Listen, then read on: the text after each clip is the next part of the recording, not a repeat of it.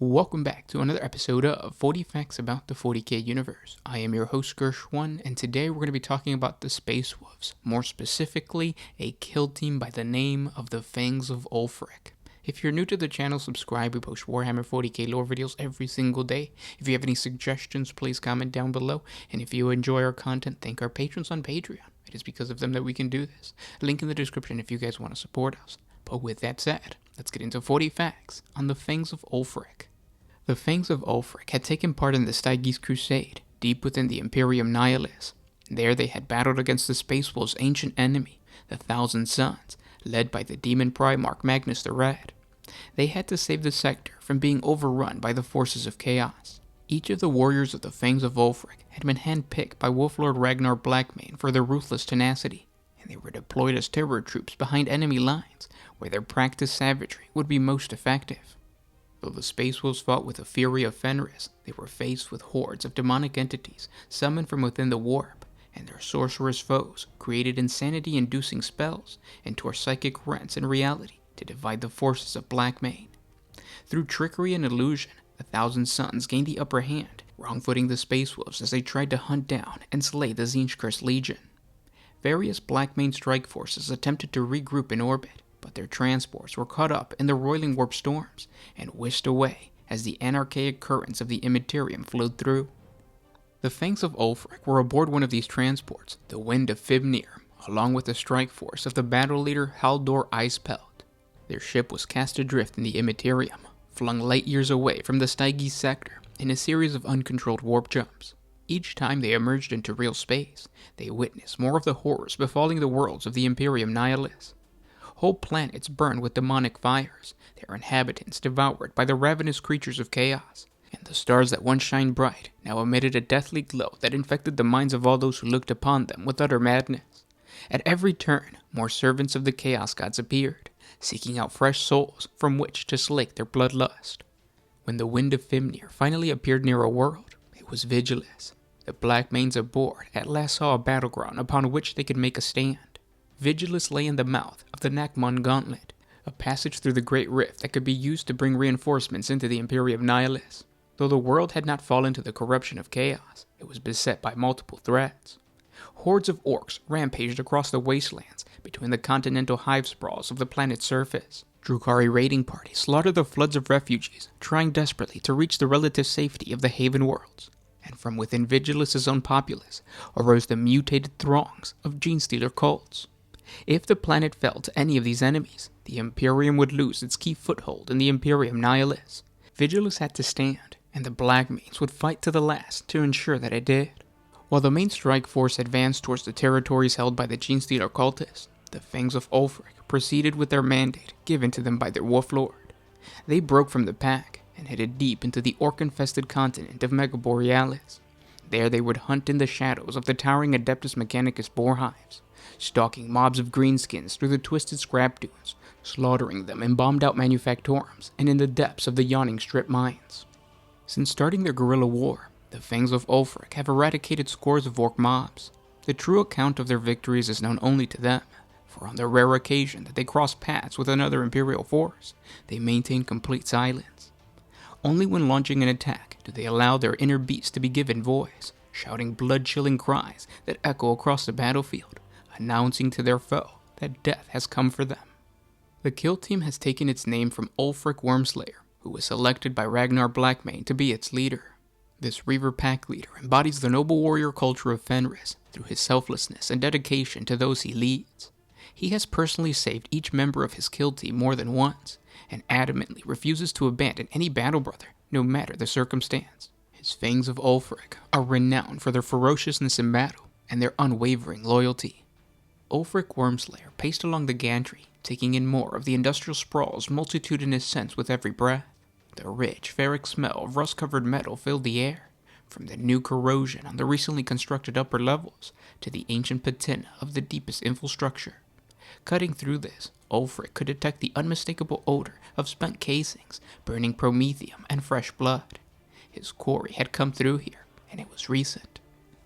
The Reaver Pack leader reached the end of the gantry and pressed his back up against the side of a chimney stack. The smoke pouring out of the top of the chimney billowed down past him obscuring his form from any prying eyes that might be watching. He inhaled, and beneath the acrid stench of smoke was the palpable smell of orcs. Ulfric listened for the sounds of greenskins barreling past tangles of pipes and trudging over metal platforms. Despite the din of machinery all around him, the Space Wolf's genetically augmented senses would have allowed him to hear the greenskins' heavy momentum and grunted breathing long before they came within shooting distance. But he heard nothing of his prey. They were still further ahead. As he moved out from beneath the veil of smoke and pressed forward, Ulfric opened a Vox channel to the Battle Brothers and his kill team. He gave a short, barely audible growl that pitched from low to high to low. It was a signal that they should continue their advance. The Fangs of Ulfrich were dotted amongst the infrastructure beneath their leader, out of sight yet as poised to kill as he was. Each was clad in ultra-durable Mark X Phobos armor, the servals of which were fitted with sound dampeners that allowed the robust Primaris Marines to stalk in absolute silence. They moved in a broadly spread out formation, every hunter knowing their place without instruction or line of sight of their packmates, with Ulfric himself taking the lead. Only Leif Thunderhowl, the kill team's aggressive forward scout, was ahead of Ulfric's own position. The Reaver pack leader had ordered Leif to sweep an arc in front of the rest of the Fangs, and to relay the position of any enemy he located. A few moments later, the call came from Leif, a short series of staccato growls that would have been unintelligible to any untrained ear, or even to other space wolves.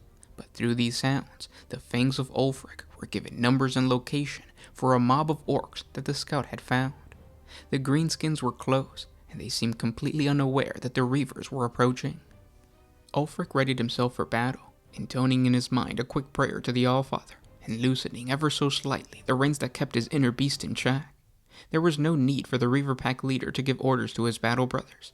They were well versed in killing orcs, and knew exactly what they each had to do. He took out his grapnel launcher and fired it into a tangles of pipes overhead, before depressing the winch trigger, hoisting himself up into the air. A split second later, he released the grapnel claps and let the momentum send him arcing onto the high gantries. He landed on the metal grating, barely making a sound, then advanced forward with his bolt carbine leveled. As Ulfric stalked through the dense clouds of steam and smoke, the first greenskin came into view below him. The Reaver pack leader let out a blood-chilling war cry. On the lower levels, Olaf Icefang had just moved into a flanking position when the sound of his leader's Vox-amplified howl resounded. He charged from the shadows and around the perimeter of a furnace and saw his target for the first time. 3 orcs, armed with burnas, clustered together on a broad expanse of rusted plating, their eyes scrunched closed in a vain attempt to block out Ulfric's mind-piercing shout. Olaf readied a shot grenade, but even before he had it in his hand, one of the greenskins was struck in the chest by a bolt fired from on high by Ulfric. The massive reactive core of the bolt detonated, its blast creating a visceral fissure through the orc's torso. With a snap of his wrist, Olaf followed up on the shot, sending his shot grenade hurtling towards the 2 remaining enemies. It exploded, further frying the overloaded senses and giving the Reaver the opening he needed to close in on them. Olaf's combat knife was drawn, and with a flurry of stabs and slashes, he reduced one of the greenskins to streamers of flesh. But the last orc came charging at him in a blind fury, wielding its burner like a massive club. Olaf rounded on the brute and raised his pistol, but a mighty swipe from the greenskin swatted his weapon aside. The Reaver raised his blade to parry the follow-up swipe, then ducked under a third blow. In an instant, he drove his knife up into the orc's gut, plunging it to the hilt through the layers of sagging flab and muscle. But as he tried to pull back to deliver a final cut, his opponent grabbed him by the wrist with its huge clawed hand. Squeezing the Reaver's arm and keeping its blade lodged in place, Olaf looked up and saw the orc's monstrous face splitting into a wild grin. That's when the brute raised its burner to its other hand and aimed the nozzle directly at Olaf. There was a thud, followed by a meaty squelch, as Ulfric dropped down behind the orc and plunged his combat knife through the back of his skull. Its limp hand dropped from Olaf's wrist, allowing the Reaver to pull his own blade from the greenskin's slumping body. He looked around and saw that his leader hadn't even stopped moving. He was pressing on towards the towering rows of stacks ahead.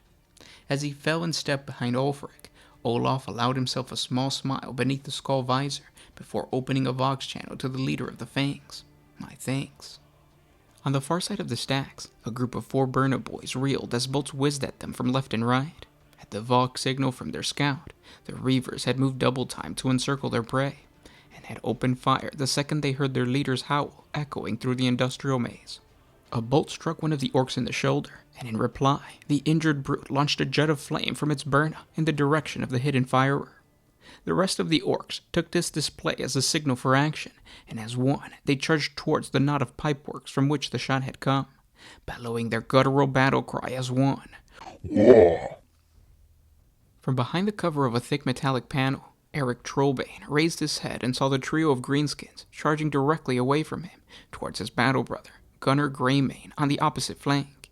He lined up his bolt carbine to try and take one of the running orcs down, but the injured Burna boy was still firing his Burna and spun suddenly to face the Reaver.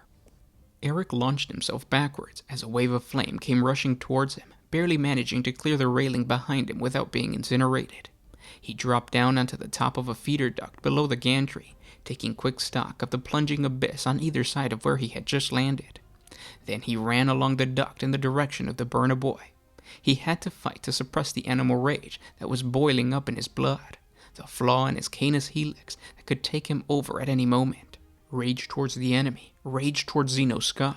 The inner beast needed to be kept in check, lest it cloud his judgment. As Eric raced beneath the field of battle, Thunder Howl surveyed the scene from atop of a tall promethium reservoir and saw the 3 orcs surging towards the node of pipes where Gunner Greymane was taking cover. Thunder Howl jumped from his perch and dropped down through the smog. The scout extended his grav chute fins, angling them as he plummeted so that his trajectory would take him into the path of the charging greenskins. He saw the leftmost orc stumble as he was clipped by a shot from Gunner. He whipped out his heavy bolt pistol and tagged the hulking Xenos again, this time bringing it down for good. He retracted his fins, dropping the last few feet to land in front of the 2 remaining greenskins, and was charging towards them as soon as his feet touched the metal. Closing on his 2 opponents, Thunder Howl could see the injured Burna boy behind them, still spitting flames in every direction. A crack of thunder sounded, and a shot from somewhere below ripped up through the grating, catching the Xeno arsonist in the jaw and almost taking his head clean off. The deadly work of Eric Trollbane. With that threat removed, the scout shifted his focus back to the 2 orcs who were almost upon him. The rightmost orc swung his chopper low to the ground, trying to lop off Thunder Howl's legs with a single brutal hack. But the Reaver vaulted over the incoming blow, kicking out sideways as he bound past the enemy. His kick struck home, hitting the brute that had swung at him in the side of the skull and knocking it into its ally. Thunder Howl landed, and with a deft pirouette, brought his combat blade slashing across the chest of his quarry. The bloodied orc bellowed in anger, while the ally it had collided with brought its burner around to point at Thunder Howl, heedless of the fact that his fellow greenskin was in line of fire. Before the orc had time to pour out its burning torrent, a hail of bolts flew in from all directions, blasting great chunks of green flesh from the 2 remaining enemies. Gunner emerged from his firing spot beneath the pipes, Eric clambered up from beneath the grating, and Olaf and Ulfrich closed in from the gap in the row of stacks. The Reaver pack leader quickly scanned the battlefield, then opened up a Vox channel for his Fangs. All clear. And those were 40 facts on the Fangs of Ulfrich. I hope you guys enjoyed this video. It's a great story because it really shows you how you can develop a unit within your army, which is something that I want to do. We're starting a crusade with the group that I play 40K with, and I want to give each individual unit, because it's not that much, it's just 50 power level. So I want to give each individual unit, which is like 3 units, backstory and lore, and I want to kit bash them a little bit, or at least give them detail based on the lore that I write for them. So reading these types of short kill team stories really helped me with like building fluff for this chapter, or this I'm not going to spoil it. It's probably going to be more than just Space Marines, but like I'm creating lore for each individual army that I want to play for the crusade. If you guys have suggestions for any other topics that you guys would like us to cover, please comment down below. If you have any helpful hints on creating lore for your individual units within an army, more specifically Space Marines and Orcs, because those are the ones that I'm going to be building first, please let me know what it is in the comment section below. And don't forget to follow us on Instagram, because I'm probably going to be posting pictures of these units and these models that I create for the Crusade on there. So our Instagram page is just One Mind Syndicate. But yeah, we can't wait to talk to you guys there. With that said, see you guys tomorrow. This is Gershwin with One Mind Syndicate signing out. Always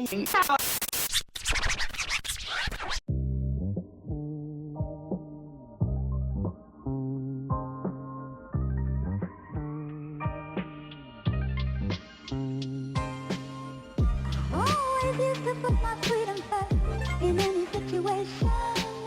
I knew I never had that much to lose.